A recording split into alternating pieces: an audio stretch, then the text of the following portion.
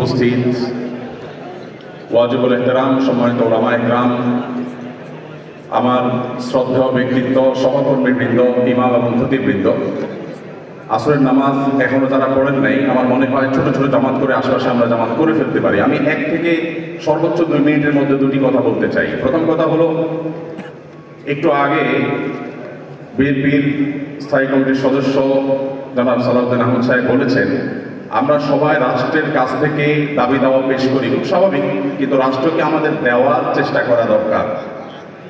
তার সাথে পরিপূর্ণভাবে সহমত পোষণ করে একটি কথা আমি বলতে চাই, সেটা হলো এদেশের 3 লক্ষ মসজিদের কমপক্ষে 6 লক্ষ ইমাম মুয়াজ্জিন রাষ্ট্রকে দেওয়ার জন্য প্রতিনিয়ত চেষ্টা করেন এবং দিয়ে যাচ্ছেন। দুর্ভাগ্যজনক বাস্তবতা, স্বাধীনতার 50 বছর পরেও ইমাম মুয়াজ্জিন এবং আলেম ওলামাদের কোনো অবদানের স্বীকৃতিটুকু রাষ্ট্র কখনো দিতে পারে নাই। আজও বাংলাদেশের চেহারাকে যদি পরিবর্তন করে দিতে হয়, আজও বাংলাদেশকে যদি স্বনির্ভর করতে হয়, আজও বাংলাদেশের পরিবেশ সচেতনতা সৃষ্টি করে যদি সাফল্য অর্জন করতে হয়, পরিবেশ বিপর্যয় যদি রোধ করতে হয়, যে কোনো দুর্যোগ মোকাবেলা যদি সফলভাবে করতে হয়, দেশের শুধু মসজিদগুলোকে, ইমাম মুয়াজ্জিনদেরকে যদি রাষ্ট্র অন করে, ইমাম মুয়াজ্জিনদেরকে যদি সেই সুযোগ দেয়, তাদেরকে যদি অন্তত কাজ করবার পরিবেশটা করে দেয়, আমার বিশ্বাস বাংলাদেশের চেহারা পরিবর্তন করতে আর কোনো কিছুর তেমন বেশি প্রয়োজন হবে না।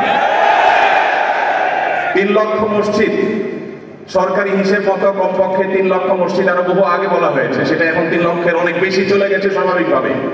3 লক্ষ মসজিদে প্রতি জুমার দিয়ে 12:30 থেকে 1টা পর্যন্ত এই সময়ের মধ্যে গড়ে যদি 100 মানুষ একটা মসজিদে জুমার নামাজে খতিব সাহেবের খুতবা শোনার জন্য আসেন, তাহলে 3 কোটি মানুষ হয়।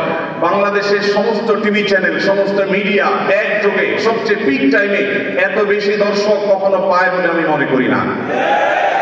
এবং সারা সপ্তাহের সবচেয়ে মূল্যবান সময় বৃহস্পতিবার রাতে, শুক্রবার অফিস নেই, স্কুল কলেজ নেই, মাদ্রাসা নেই, সবাই ফ্রেশ একটা ঘুম দিয়ে, সপ্তাহের সবচেয়ে ভালো গোসলটা দিয়ে, সবচেয়ে ভালো নাস্তাটা করে, সবচেয়ে সুন্দর পোশাকটা পরে, সবচেয়ে ভালো আতর পারফিউম ব্যবহার করে, সবচেয়ে মূল্যবান সময়টা খতিব সাহেবদের সামনে গিয়ে দোজানো হয়ে বসে।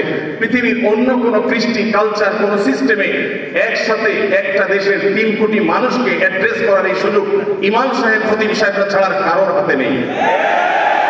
ইমাম সাহেবরা যদি চান, তাদেরকে যদি রাষ্ট্র আসলে সুযোগ দেয়, তাহলে সেক্ষেত্রে তারা অনেক কিছু করতে পারেন। ইতিমধ্যে আমরা দেখেছি, রোহিঙ্গা শরণার্থীরা যখন আমাদের দেশে আশ্রয় নিয়েছে, সবার আগে ঝাঁপিয়ে পড়েছিল দেশে ওলামা ইকরাম। প্রতিটা দুর্যোগে ওলামা ইকরাম যে ঝাঁপিয়ে পড়েন, সেটা নিঃস্বার্থভাবে হয়, স্বার্থহীনভাবে হয়। আমার উদাত্ত আহ্বান যে আগামীর বাংলাদেশে এদেশের মসজিদগুলোকে, আলেম ওলামাদেরকে যেন রাষ্ট্র অন করে, তাদেরকে কাজের সুযোগ দেওয়া হয়, কোনো বেতন ভাতার সুবিধা দেওয়া, এটা আসলে দয়া দাক্ষিণ্যের বিষয় নয়। এদেশে আইন শৃঙ্খলা যতটুকু নিয়ন্ত্রণে আছে, এর জন্য আইন শৃঙ্খলা রক্ষাকারী বাহিনী, সংশ্লিষ্ট বিভিন্ন ডিপার্টমেন্টের যেমন অবদান আছে, আমি মনে করি মসজিদের মিম্বরগুলো, মাহফিলের মঞ্চগুলোর অবদান তার চাইতে কোনো ক্রমে কম নয়। এদেশ থেকে যৌতুককে যে জাদুঘরে পৌঁছে দেওয়া হয়েছে, কারা জাদুঘরে যৌতুককে পৌঁছে দিয়েছে? এদেশে যৌতুকের অভিশাপ থেকে মুক্ত করার সবচেয়ে বড় ক্রেডিট একমাত্র ওলামা ইকরামের।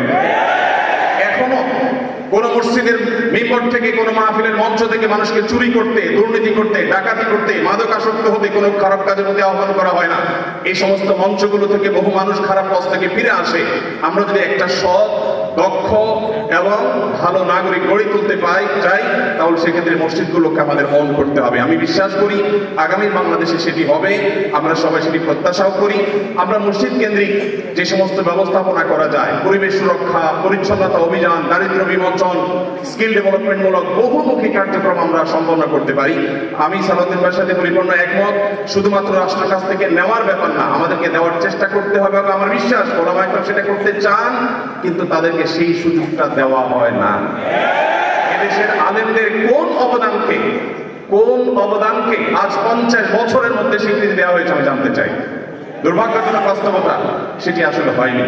তা আমরা নতুন বাংলাদেশে অন্তত প্রত্যাশা করি যে আমরা সবাই মিলে, শুধু আলেম ওলামা নয়, সকল ধর্মের মানুষ কাঁধে কাঁধ মিলিয়ে আমাদের এই প্রিয় বাংলাদেশকে আমরা বিশ্বের দরবারে উন্নতির চরম শিখরে পৌঁছতে চাই।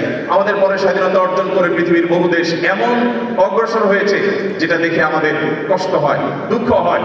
আজকে ভূমিকম্পের যে ভয়াবহতা নিয়ে প্রত্যেকটা মানুষ আতঙ্কে দিন পার করছে, কি হয়েছে এদেশে? একটি মানুষের জীবন নিরাপদ করবার জন্য যথাযথ ব্যবস্থাটুকু পর্যন্ত আমরা নিতে পারিনি। আমি আশা করি আগামী বাংলাদেশে যারাই আসবেন আমরা প্রত্যেকেই ব্যাপারগুলোতে সচেতন থাকবো। আমরা দোয়া করি আল্লাহ রাব্বুল আলামিন আমাদের রাজনৈতিক নেতৃত্বকে সেরকম শক্তি, সামর্থ্য, মানসিকতা সবকিছু দান করেন। ওলামায়ে কেরামের মূল্য যদি কোনো জাতি দিতে না পারে, তাদের চেয়ে বড় দুর্ভাগা আর কেউ হতে পারে না।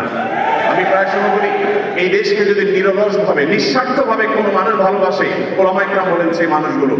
অনেকে আছেন যাদেরকে হয়তো পার্শ্ববর্তী দেশ গ্রহণ করবে, অনেকে হয়তো আমেরিকা গ্রহণ করবে। ওলামায়ে কেরাম তাদের জায়গা এই দেশ, এই মাটি, ইনশাআল্লাহ তাআলা। আমি আশা করছি মসজিদে ওলামায়ে কেরাম নির্বিঘ্নে তাদের দায়িত্ব পালন করবেন। আলেমদেরও দায়িত্বশীলতার জায়গা আছে, আলেমরা যথেষ্ট দায়িত্বশীল আমাদের দায়িত্বগুলো পালন করতে হবে। রাষ্ট্রকে এগিয়ে নিয়ে যাওয়ার পিছনে আমাদের ভূমিকা পালন করতে হবে, ঐক্যবদ্ধভাবে কাজ করতে হবে।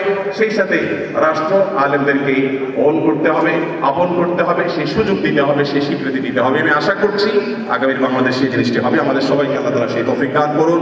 জাযাকুমুল্লাহু খাইরান। আসসালামু আলাইকুম ওয়া রাহমাতুল্লাহি ওয়া বারাকাতুহু।